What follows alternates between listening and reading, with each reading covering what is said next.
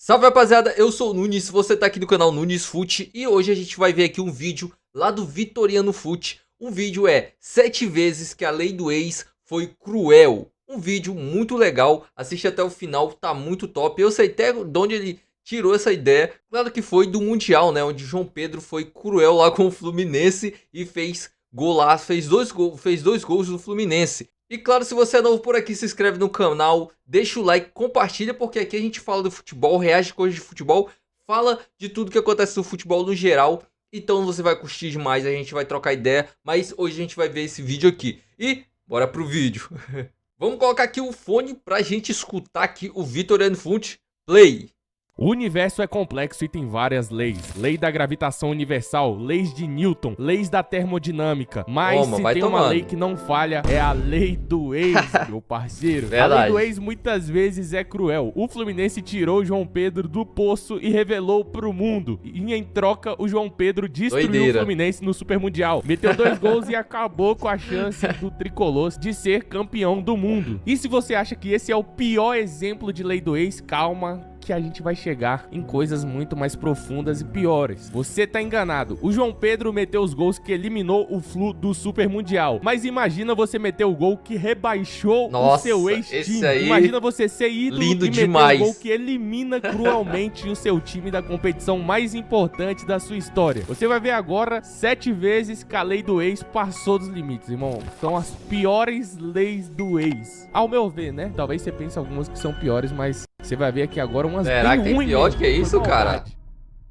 Começando com o Cristiano Ronaldo. CR7 virou ídolo no Manchester United, ganhando a Champions e tudo que poderia conquistar lá. Ele foi bola de ouro a primeira vez jogando no Manchester United, mano. E todo mundo fala, né, de CR7 2008. É uma das fases mais icônicas do CR7. Foi uma das épocas que ele era mais habilidoso, né, irmão? Tipo, tem as skills do CR7 driblando, então CR7 2008 é lendário. E isso tudo foi jogando pelo Manchester United. Mas depois o Robozão foi transferido pro Real Madrid. E lá em 2013, Real e Manchester United se enfrentaram no mata-mata da Champions. O United até saiu na frente, mas depois de uma bola na área, CR7 sobe 700 metros e faz o gol de cabeça que empata o jogo. E não satisfeito, no jogo da volta, ele marca o gol que dá a vitória pro Real Madrid e classifica o clube merengue. Faz aquela famosa comemoração padrão aqui, né? Estendendo os braços, tipo assim, pô, me perdoa aí, irmão.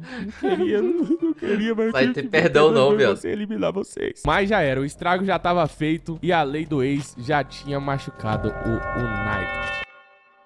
Caraca, agora vamos subir doideira, um pouquinho hein? de patamar aí da lei do ex que machucou um pouco mais. Davi Luiz. Mais uma vez na Champions League. Na temporada 14-15, o PSG tinha investido muita grana pra ter um elenco absurdo. Tinha o Ibrahimovic, tinha o Verratti. Há muito tempo o PSG está tentando ganhar uma Champions, daí foi ganhar agora sem nenhuma estrela praticamente, né? Que doideira. Tinha Thiago Silva e também tinha Davi Luiz, né? Só que quis o destino que o PSG enfrentasse o Chelsea, que tinha acabado de ganhar aquela Champions de 2012. E quem tava nesse Chelsea campeão da Champions? Ele mesmo, Davi Luiz. Era ídolo lá, né? Pô, era a primeira Champions do Chelsea. Vai estar pra sempre no coração do clube, né, irmão? Você fala assim, pô, o cara ajudou a gente a conquistar um título que a gente sonhava há anos, então faz parte daquele elenco que vai ser lembrado por toda a história do clube. Pode dar até uma olhada aí, ó, na foto do Davi Luiz segurando a orelhuda com a camisa do Chelsea. E aí quis o destino que o PSG e Chelsea se enfrentassem no mata-mata da Champions. Era um jogo pegado e dificílimo. O Chelsea vinha ganhando no agregado por 2-1 até os últimos minutos do jogo, irmão. Então já tava dando aquele gostinho de, pô, classificamos, irmão. A gente pode ganhar o bicampeonato aí, vai dar bom, vai dar bom. A torcida é eufórica, todo mundo gritando. Mas aos 86, o Davi Luiz aparece na área, testa pra dentro da rede, coloca o PSG no jogo, depois o PSG vira a partida e elimina o Chelsea.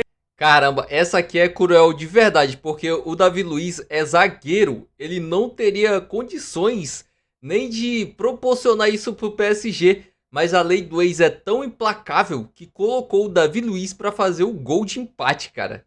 Ele sai comemorando igual doido na comemoração, irmão. Eufórico, chutando tudo, deu um murro no bandeirinha. Que isso? Cê é louco, caiu no chão, bateu em torcedor. O cara foi a êxtase, meu parceiro. Mas depois da partida, na entrevista, a repórter foi perguntar pra ele, pô, Davi Luiz, e o sentimento pelo Chelsea e tal? E bate meio que um arrependimento, assim, pequeno no Davi Luiz. Ele vem pedir desculpas pra torcida e fala, pô, eu simplesmente não consegui segurar a emoção. E dá pra entender, né, irmão? É um gol muito importante, o cara vai lá aos 86 minutos. Como é que tu não comemora, tá ligado? Pode ver até o João Pedro aí no jogo contra o Fluminense. Ele meio que, pô, meteu o golaço. Ele ia comemorar. Aí ele lembrou, pô, é o Fluminense. Aí depois ele ia comemorar de novo e lembrou de novo, tá ligado? Então é normal, o cara faz um gol, faz um golaço, ele quer extravasar, quer sair bicudando tudo. Mas, nesse caso aí, o Davi Luiz era um ídolo e acabou pedindo desculpas aí pra torcida do Chelsea, né?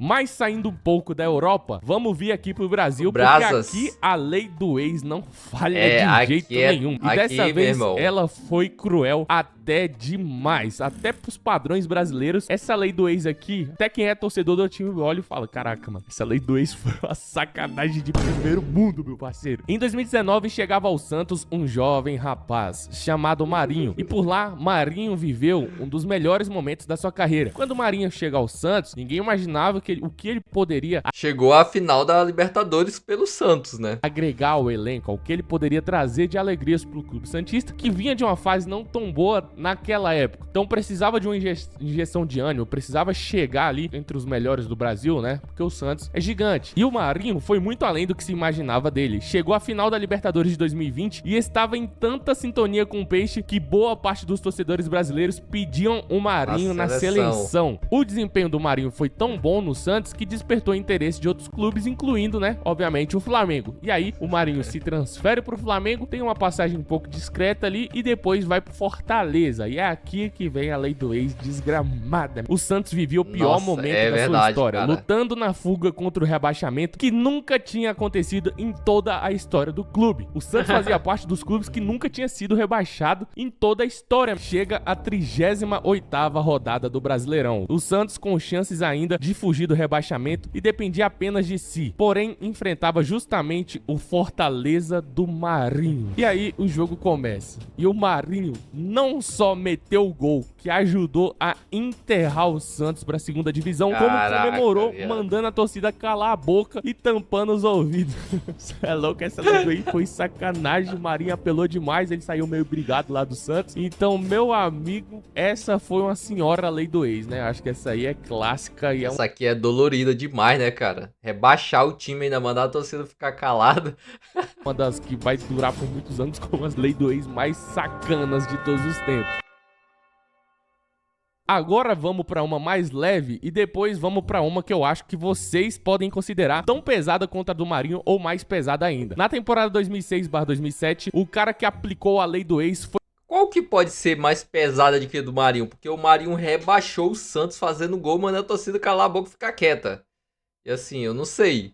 Não sei qual vai ser pior que essa, velho. Foi o gênio Ronaldo Fenômeno. Quem conhece a história do Ronaldão sabe, né, que o Ronaldo nunca teve essa parada de não jogar em time rival, meu amigo. Jogou na Inter de Milão, depois jogou no Milan, jogou no Barcelona, jogou no Real Madrid. Então, assim, se é rival, o homem tá jogando e ninguém cancelava o cara, ninguém ficava pistola com ele, é o cara, só quem ficava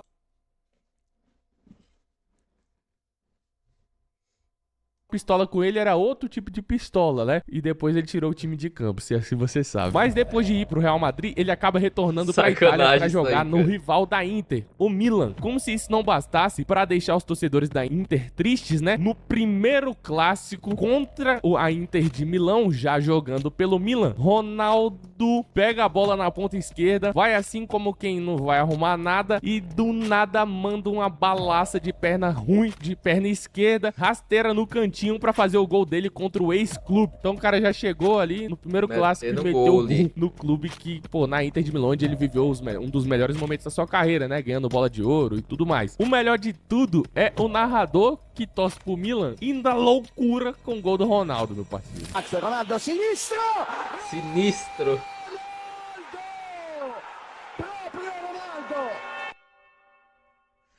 Mas agora vamos para mais uma lei do ex que envolve rebaixamento aí no futebol brasileiro, aquela que eu disse que talvez você considere pior, Wagner Love. Pra quem não lembra, o Wagner Love foi revelado pela base do Palmeiras e surgiu muito bem, marcando muitos gols, mostrando ser um jogador talentoso. Essa Ele é dá uma linda. passeada pela Europa, né? E aí depois volta pro Palmeiras e quase ganha o Brasileirão de 2009. E agora presta atenção, porque o Palmeiras não ganha aquele Brasileirão de 2009, mesmo que dispara lá na frente, depois o Palmeiras começa a tropeçar e tem uma partida contra o Flamengo que é muito importante. O Flamengo começa ali na briga pelo título, que o Palmeiras perde pro Flamengo jogando no Palestra Itália, mas há um pênalti pro Palmeiras que poderia colocar o Palmeiras na frente ali no começo do jogo e o Wagner Love erra. O Wagner Love chuta pra fora. Aí beleza, depois o Flamengo acaba sendo campeão do Brasileirão, ultrapassando o Palmeiras, né? Aí o Wagner Love teve algumas passagens pelo Flamengo e uma dessas foi em 2012. Em 2012, curiosamente, o Palmeiras brigava contra o rebaixamento e tinha um time bastante fraco. E na 36ª rodada, o Verdão precisava vencer para não ser rebaixado ali mesmo. E vencia o Flamengo. O Palmeiras estava vencendo o Flamengo por 1-0. Até que ali no finalzinho do jogo, quase no último lance, Wagner Love chuta a bola, ela desvia no zagueiro e entra. Wagner Love sai comemorando e basicamente acaba rebaixando o Palmeiras ali mesmo, o clube que revelou ele. E ainda comemora e comemora bem, mano. E recapitulando, é uma lei do ex bem ingrata, né, pai? Porque o cara foi lá, foi revelado pelo time, depois tira meio que o título do Palmeiras em 2009 e ainda rebaixa os caras 3 anos depois. Então, Wagner Love, você e o Marinho, pai, estão jogando O destino é cruel, né? Eu vendo isso aqui, eu lembro que o Flamengo foi vice-líder da Conmebol Libertadores pro Palmeiras, cara, que é uma desgraça isso aí, né, velho? Só pra contar, pra você que não sabe, eu sou flamenguista. A situação é o seguinte: o que é pior? Essa que é a pergunta. Você ser rebaixado com um gol de rival ou você perder o título pro seu rival? Essa é que é a pergunta. O que é pior? O Flamengo perdeu o título pro Palmeiras, mas o Flamengo rebaixou o Palmeiras. O que é pior na sua opinião? Deixa aí nos comentários. aí nas leis do ex mais safo. Não vou falar as palavras, vai sair. Senão o YouTube vai falar, ó lá, tá falando besteira nos vídeos, tá falando besteira. E pra finalizar um vídeo com uma lei do ex assim que nem é tão impactante, mas por se tratar desse cara aqui, é épica, simplesmente Sérgio Ramos. Sérgio Ramos foi revelado pelo Sevilha, pra quem não sabe, né? E aí em um jogo pela Copa do Rei, há um pênalti pro Real Madrid e o Sérgio Ramos jogando contra o time que o revelou, aonde a torcida ali tinha um certo carinho por ele, ele bate o pênalti, dá uma cavada, elimina o Sevilha e sai comemorando na cara dos caras, tá ligado? Aí depois o Sérgio Ramos dá uma declaração falando bem assim, pô, por que você comemorou lá, Sérgio Ramos? Ele o que acontece? Eu respeito muito a torcida do Sevilha, mas não aqueles que começam a xingar a minha mãe desde o começo do jogo. Quando eu for enterrado, vai ter uma bandeira minha, vai ter uma bandeira do Real Madrid e do Sevilha, mas eu não podia deixar de provocar esses caras, né? Então, esse é o puro suco de Sérgio Ramos. Esse foi o vídeo. Sérgio Ramos é brabo, velho. Tenha gostado. Te espero no próximo vídeo aqui do canal, beleza? Até a próxima. Valeu. Se inscreve aí. Fui. Tchau. Que vídeo incrível, rapaziada. É isso aí, o vídeo é muito bom do Vitoriano Foot. E claro, se você curtiu esse vídeo aqui, não se esquece de se inscrever aqui no canal, deixar seu like, deixar sua opinião. E até o próximo vídeo, valeu!